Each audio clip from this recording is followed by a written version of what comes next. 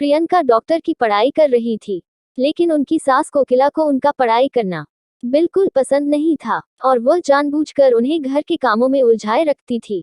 प्रियंका के घर उनकी सहेली आती है। नमस्ते आंटी, प्रियंका घर पर है क्या? सास क्यों, कौन है तू और तुझे क्या काम है मेरी बहू से? सहेली नीलम। जी मैं उनकी सहेली नीलम हूँ। कल उसका एग्जाम है ना और उसने मुझसे कुछ किताबें पढ़ने के लिए मंगाई थी, वही देने आई हूँ। अच्छा तू है नीलम जो सारा दिन फोन पर मेरे बहू के कान भरती रहती है?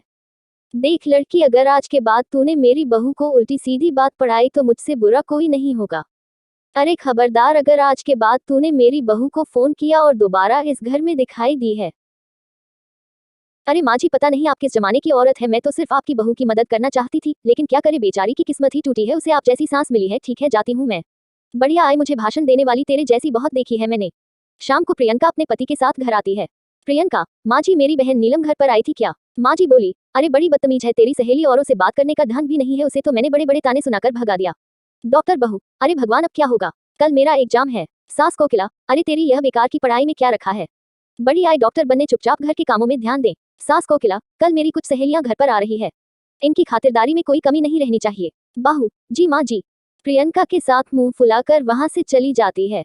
अगले दिन का पूरा समय प्रियंका का सास की सहेलियों की खातिरदारी में और घर के काम में बीत जाता है और प्रियंका एग्जाम नहीं दे पाती है। उस रात प्रियंका अपने पति करण को सारी बात बताती है। करण, अब क्या बोलूं, यह माँ भी ना कोई बात नहीं और तुम अपना मुंह ठीक कर लो, अगली बार अच्छे से ठीक से पढ़ाई करना। भारती। कुछ दिनों के बाद बाहर से आवाज आती है, अरे कोकिला बहन है, घर में प्रियंका है। कोकिला, क्या हुआ भारती, तू इस तरह लंगड़ा क्यों रही है? भारती, अरे क्या बताओ कोकिला बहन, सीढ़ियां उतरते वक्त मेरा पैर फिसल गया और पैर में सूजन आ गई है, इसलिए तेरी बहू से दवा पानी कराने आई हूँ।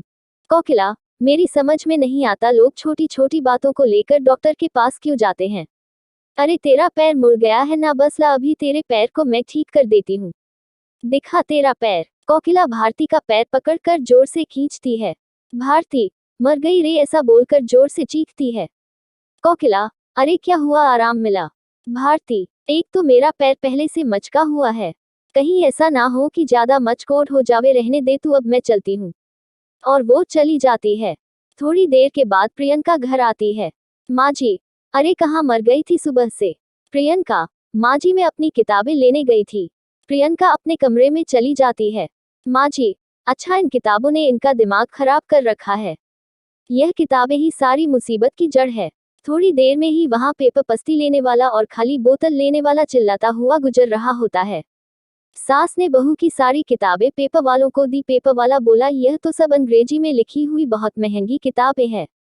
कोकिला बहन बोली, तो लेकर जाता है कि नहीं? वैसे पेपर वाला सब किताबें लेकर चला जाता है। प्रियंका को जब इस बात का पता चलता है तो वह बहुत दुखी होती है और अपनी पढ़ाई पूरी करने के लिए लाइब्रेरी में पढ़ने के लिए जाने लगती है। कुछ दिनों के बाद सास कहती है, अरे मर गई रे बाप। सास को बहुत दर्द होता है और वो चीखने लगती है, उसको सहा नहीं जा। बेटा कारण, क्या हुआ माँ, तुम्हारी तबीयत बिगड़ती जा रही है।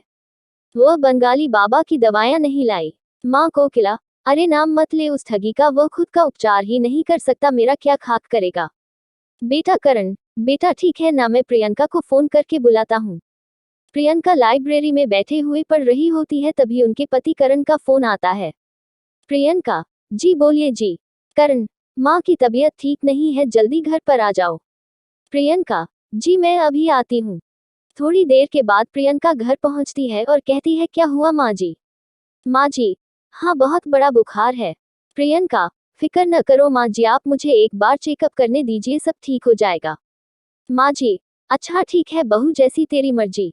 प्रियंका कोकिला का चेकअप करती है। फिक्र न करें माँ जी, आपकी बीमारी समय रहते पता चल गई है, ठीक हो जाएगी। अगर थोड़े दिन गुजर जाते तो इन्फेक्शन ज्यादा फैल जाता और लेने के देने पड़ जाते। प्रियंका अपनी सास को एक इंजेक्शन लगा देती है और कुछ खुद दवाएं खाने के लिए दे देती है।